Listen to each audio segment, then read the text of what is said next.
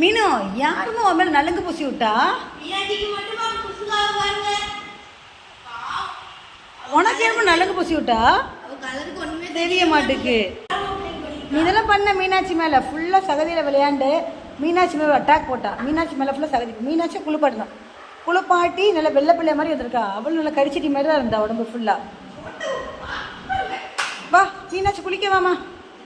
கொஞ்சம் தான் இருக்குது மீனாட்சி, லேசாக குளிச்சுக்கலாம். சுஸ்கா நம்ம குளிச்சுட்டு வந்துடா வா. அவள் குளிச்சு அழகாயிட்டா, ஒரு சுந்தரியாக வந்துட்டா பாரு.